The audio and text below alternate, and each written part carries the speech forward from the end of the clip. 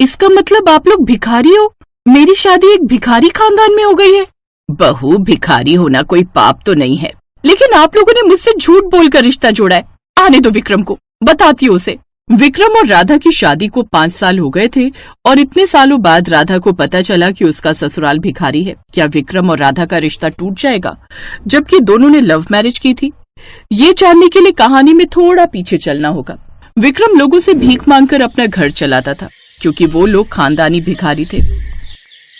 भगवान के नाम पे कुछ दे दो बाबूजी, मेरी माँ बीमार है, मैं चल भी नहीं पाता हूँ ठीक से। भगवान भी न जाने कैसे कैसे दिन दिखाता है गरीबों को, बेचारा जवानी में ही अपाहिज हो गया। ये लो, भगवान आपको खूब तरक्की दे बाबूजी। ऐसा कर करके वो दिन भर भीख मांगता रहा और शाम को अपने इलाके में लौट आया। अपने इलाके में लौटते वो बिल्कुल सही से चलने लगा। अब उसके पैर में कुछ नहीं था, वो बस अपाहिज होने का नाटक करता था।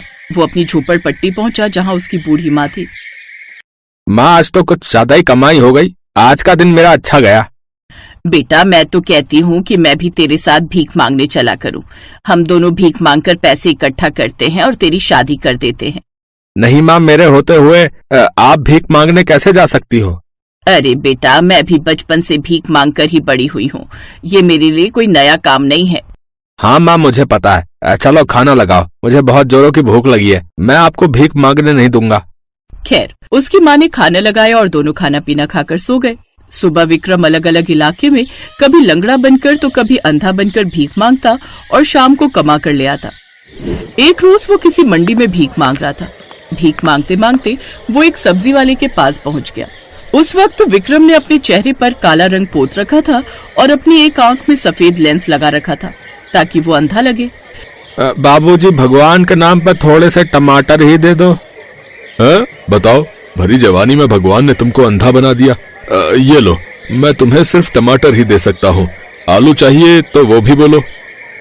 ठीक है बाबूजी, थोड़े आलू भी दे दो। विक्रम वहाँ से जाने वाला था कि तभी वहाँ पर सब्जी वाले की खूबसूरत बेटी राधा आ गई। पापा, इनको थोड़े पैसे भी दे दो। राधा की आंखें इतनी खूबसूरत थी कि विक्रम उसकी आंखों में एक हो गया। वो बिना पैसे लिए ही वहाँ से चला गया। रात भर विक्रम राधा के बारे में ही सोचता रहा। सुबह उसने इस बारे में अपनी माँ को भी बताया।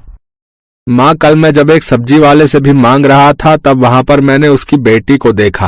वो लोग भी बेचारे गरीब हैं और मुझे लगता है कि हमसे कम ही कमा पाते होंगे, लेकिन फिर भी उन लोगों के चेहरे पर एक अलग ही चमक थी। मुझे उनकी बेटी राधा पसंद आ गई है माँ। बेटा, वो सब्जी वाले की लड़की है, उसे जैसे ही पता लगेगा ना कि हम भिखारी हैं, वो हमसे रिश्ता नहीं रखेंगे। विक्रम को अपनी माँ की बात समझ में तो आ रही थी, लेकिन वो अपने दिल के हाथों अब मजबूर हो चुका था। अब अगली सुबह वो भीख मांगने गया। दोपहर तक उसने भीख मांगकर कुछ पैसे इकट्ठे किए। उसके बाद, मेरा मन नहीं लग रहा है राधा के बगैर, मुझे उससे किसी तरह दोस्ती करनी पड़ेगी, लेकिन इस कंडीशन में नहीं। मैं कपड़े बदल लेता हूँ। वो अपने घर आया और इस बार अच्छे अच्छे कपड़े पहनकर नहा धोकर उसी सब्जी वाले के पास पहुंच गया। किस्मत उसकी तेज थी, इसलिए आज सब्जी वाले की जगह उसकी बेटी राधा ही बैठी थी। आज आपके पापा नहीं दिखाई दे रहे। आपको इस तरह मार्केट में अकेले सब्जी नहीं बेचनी चाहिए, लोगों की नजरें ठीक नहीं है। अगर आप मेरे पापा को जानते हैं तो ये भी जानते होंगे कि मैं और पापा सिर्फ 2 ही लोग हैं मेरे परिवार में। जब उन्हें कहीं काम से जाना पड़ता है तो मुझे ही सब्जी का ठेला संभालना पड़ता है। अच्छा, ये बात है। अच्छा, मुझे 2 किलो आलू दे दो। राधा ने उसे 2 किलो आलू दे दिए। ये लीजिए, 50 रुपए हुए आपके। विक्रम ने उसे 100 रुपए दिए और चला गया। राधा उसे पीछे से पुकारती रही, लेकिन उसने मुड़कर देखा ही नहीं। अजीब लड़का है, 50 की जगह 100 देकर चला गया। भिखारी के लिबास में हर रोज विक्रम वहां से चक्कर लगाता रहा, पर राधा उसे पहचान नहीं पाई। 1 हफ्ते बाद उसने देखा कि अकेली राधा ही सब्जी बेच रही थी। वो जल्दी से कपड़े बदलकर फिर से आ गया। आप भी कमाल करते हैं, मैं पिछले 1 हफ्ते से आपको ही ढूंढ रही थी, पर आप कहीं मिले ही नहीं। आप उस दिन मुझे ज्यादा पैसे दे गए थे। मैं जानबूझकर आपको ज्यादा पैसे दे गया था जी। मैं अक्सर देखता रहता हूँ कि लोग आपसे पैसे कम करवाते हैं। आप जैसी सीधी सादी भोली लड़की का दुख मुझसे देखा नहीं जाता था, इसलिए मैंने आपको पैसे ज्यादा दे दिए। मुझे आपका स्वभाव बहुत पसंद है। अगर आपकी तरह हर कोई सोचने लगे तो ये देश ही बदल जाए। वैसे आप क्या करते हैं? ज्यादा बड़ा आदमी तो नहीं हूँ, मेहनत मजदूरी करके अपनी जिंदगी काटता हूँ। आपकी तरह मेरी भी सिर्फ माँ ही है और कोई नहीं। अब विक्रम जब भी राधा को अकेले देखता था उसकी दुकान पर आता था, घंटों बातें करता था और थोड़ी सी सब्जी लेकर चला जाता था। फिर एक दिन, राधा, हम दोनों इतने दिनों से एक दूसरे से मिल रहे हैं। मैं तुम्हें जान गया हूँ, तुम भी मुझे अच्छी तरह जान गई हो। असली बात यह है कि मैं तुम्हें पसंद करने लगा हूँ राधा। मैं तुमसे शादी करना चाहता हूँ। इतने में वहाँ पर राधा का पिता आ गया। पहले तो विक्रम डर गया, लेकिन बेटा, मैंने राधा बिटिया के लिए कई लड़के देखे, लेकिन हम इतने गरीब हैं कि दहेज दे नहीं सकते। इस वजह से सबने रिश्ता करने से मना कर दिया। रिश्ते के लिए तो मैं तैयार हूँ, लेकिन हमारे पास दहेज देने के लिए कुछ नहीं है। कोई बात नहीं चाचा, मुझे दहेज नहीं चाहिए। मुझे राधा का स्वभाव बहुत पसंद है। ठीक है, अपनी माँ को लेकर आ जाना, शादी की बात कर लेते हैं। विक्रम उस दिन बहुत खुशी खुशी अपने घर आया और अपनी माँ को सारी बात बता दी। माँ, आज के बाद हम इस इलाके में नहीं रहेंगे, वरना उन्हें पता चल जाएगा कि हम लोग भिखारी हैं। लेकिन बेटा, अगर किसी दिन धोखे से पता चल गया तो बहू को बहुत बुरा लगेगा, रिश्ता भी टूट सकता है। अरे ऐसा कुछ नहीं होगा माँ, मैं सब कुछ संभाल लूंगा, बस यहाँ से चलो।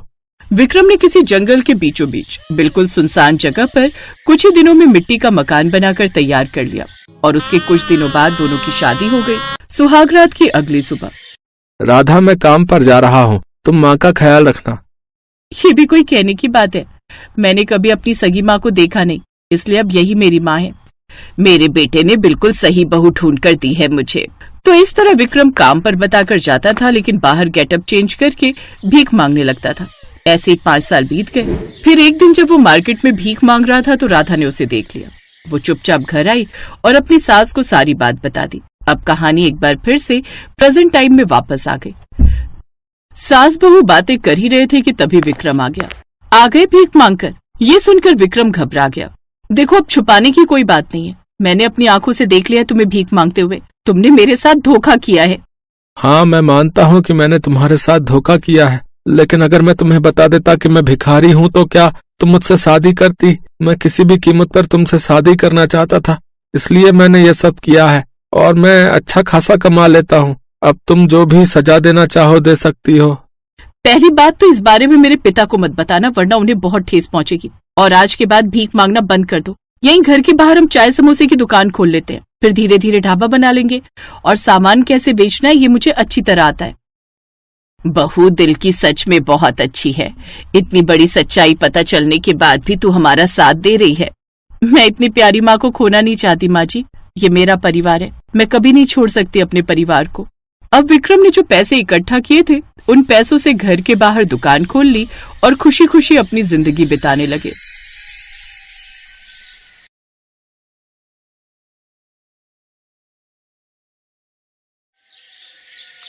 मुझे किसी इंडियन से शादी नहीं करनी, बल्कि मुझे तो किसी ऐसे एनआरआई लड़के से शादी करनी है जो कि बड़ा और अमीर हो। अरे तू तो इतने बड़े घर की बेटी है, कोई भी एनआरआई रिश्ता तेरे लिए आई जाएगा और तेरा विदेश में ससुराल होने का ख्वाब भी पूरा हो जाएगा। शान्या मित्तल परिवार की बेटी थी, जो कि शहर का अमीर परिवार था। उसके पिता शहर के बड़े बिल्डर थे, जिनके पास पैसों की कोई कमी नहीं थी। शान्या शुरू से ही बड़े नाजों से पली बड़ी थी। दोस्तों के साथ खूब पार्टी करना और अमीर लोगों के साथ उठना बैठना, यही उसके शौक और पसंद थे। लेकिन उसे कुछ नापसंद था, तो वो था गरीब और भिखारी लोग। उसे भिखारी लोगों से सख्त नफरत थी। ऐसे ही एक रोज जब शान्या अपनी गाड़ी में कहीं जा रही होती है और उसकी गाड़ी एक सिग्नल पर रुकती है, फटे पुराने मैले कुचैले कपड़ों में एक भिखारी बूढ़ी औरत वहाँ आती है। इस गरीब को कुछ दे दे बेटी। छी, मेरी गाड़ी से दूर रहो, इसे हाथ मत लगाओ, चलो जाओ। बेटी कल से कुछ नहीं खाया है, 2 रोटी खा लूंगी, पैसे दे दे। ओफो, इन गरीब भिखारियों ने भी इंडिया की हालत खराब कर रखी।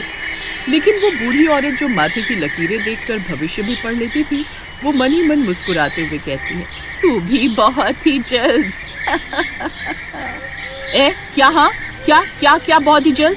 कुछ नहीं। शान्या गाड़ी लेकर वहाँ से चली जाती है। ऐसे ही समय बीता। कुछ समय बाद शान्या अपने माता पिता के साथ शहर की एक बड़ी पार्टी में गई, जहाँ और भी बहुत सारे लोग आए हुए थे। उसी पार्टी में निखिल नाम का एक एनआरआई लड़का भी आया हुआ था। यस, मैं कुछ दिन पहले लंदन से इंडिया कुछ दिन के लिए आया हूँ, इसी काम के सिलसिले में। जल्दी वापस लौट जाऊंगा। ये तो कोई एनआरआई लगता है। हाँ, ये लंदन में रहता है, वहीं का बिजनेसमैन है। वाह, वाओ, ये तो बिल्कुल वैसा ही लड़का है जैसा मुझे चाहिए, NRI और फॉरेन में जिसका बिजनेस हो। अब शान्या निखिल से दोस्ती बढ़ाती है। निखिल दिखने में हैंडसम था, इसलिए वो जल्दी से शान्या को पसंद भी आ गया। दोनों की दोस्ती प्यार में बदली और दोनों में प्यार हो गया। फिर एक रोज, निखिल अब मुझे इंडिया में नहीं रहना है, मैं यहाँ रहकर बोर हो चुकी हूँ, अब मुझे विदेश में सेटल होना है, वहाँ तुम्हारे फैमिली बिजनेस में हाथ बटाना है, मैं चाहती हूँ तुम जल्दी से मेरे घर आकर मेरे पेरेंट्स से मेरा हाथ मांगो। अब निखिल ऐसा ही करता है, वो उसके घर जाकर उसका हाथ मांगता है और NRI दामाद की बात सुनकर वो भी इसके लिए खुश हो जाता है। फिर सबकी रजामंदी से उनकी शादी हो जाती है। शादी के बाद जैसे ही शान्या उसके साथ लंदन पहुंचती है तो उसकी सास और ससुर एयरपोर्ट पर उसका स्वागत करते हैं। वाह, हमारी बहू तो बड़ी सुंदर है। पैरी पौना मम्मी जी, पापा जी। खुश रहो बहू, चलो अब घर चलो, मैं अभी टैक्सी बुलाता हूँ। Taxi taxi. कमाल है, इतने अमीर होकर भी ये टैक्सी में घर जा रहे हैं। सच में बड़े डाउन टू अर्थ हैं ये लोग। अच्छा निखिल, हमारा घर कहाँ है? लंदन स्ट्रीट में। लगता है ये लंदन का कोई पॉश इलाका है। कुछ देर बाद वो सब लंदन स्ट्रीट पर पहुंच जाते हैं। अब तुम अपनी आंखों पर ये पट्टी बांध लो। लेकिन क्यों? हमारे यहाँ ऐसे ही स्वागत किया जाता है नई बहू का। लगता है बड़ा ही आलीशान स्वागत होगा मेरा NRI ससुराल में। उसकी आंखों पर पट्टी बांध दी जाती है और कुछ देर बाद निखिल उसका हाथ पकड़कर उसे घर की ओर ले जाता है। फिर उसकी पट्टी खोलता है। शान्या खुशी खुशी आंखें खोलती है, जहां लंदन स्ट्रीट पर सड़क किनारे बनी टेंट की झोपड़ी देखकर वो हैरान ही रह जाती है। ये क्या है? तुम्हारा ससुराल, और क्या। लेकिन इस टेंट में? हाँ बहू, यही तो तुम्हारा ससुराल है। क्या? लेकिन ये सब? ओफो भाभी, अब अंदर भी आओ, सारी बातें यही कर लोगी क्या? उस टेंट वाले ससुराल में जाकर तो शान्या का दिमाग चकरा जाता है और वो बेहोश हो जाती है। कुछ देर बाद वो होश में आती है और निखिल को भिखारियों जैसे कपड़ों में देखकर कहती है, निखिल ये क्या है? तुमने ये भिखारियों जैसे कपड़े क्यों पहन लिए? बहू वो इंडिया गया हुआ था ना, तो पीछे से हमें बिजनेस में काफी दिन नुकसान हो गया, क्योंकि जितना अच्छा बिजनेस ये कर पाता है उतना अच्छा हम सब नहीं कर पाते। हाँ भाभी, आपको पता है भैया के बिना हमारा बिजनेस कुछ भी नहीं। अच्छा, मैं भी देखना चाहती हूँ ऐसा कौन सा बिजनेस है तुम्हारा। चलो अब मुझे भी अपने साथ लेकर चलो। वो सभी शान्या को अपने साथ लेकर जाते हैं, जहाँ रेस्टोरेंट्स और कैफे के बाहर खड़े होकर निखिल अपना गिटार निकालकर बजाने लगता है। आने जाने वाले लोग पास में हाथ में कटोरा लेकर खड़ी उसकी बहन, माँ और पिता के डब्बे में भीख डालते जाते हैं। फिर कुछ देर बाद, ये सब क्या है? ये तो हमारा फैमिली बिजनेस है, भीख मांगने का। उसी से हम इंडिया जा पाते हैं और वहाँ अपने रिश्तेदारों के सामने शेखी झाड़ पाते हैं। और अब तुम भी हमारे इस बिजनेस में हमारा साथ देना। याद है ना, तुमने कहा था तुम हमारा फैमिली बिजनेस ज्वाइन करोगे। ये सुनकर शान्या अपना माथा पकड़ लेती है। साथ ही उसे उस भिखारी अम्मा की बात याद आती है, तुम भी बहुत जल्द हमारी तरह। अब उसे समझ आ रहा था कि गरीब और भिखारियों के साथ उसने जो व्यवहार किया था उसका उसे क्या परिणाम मिला।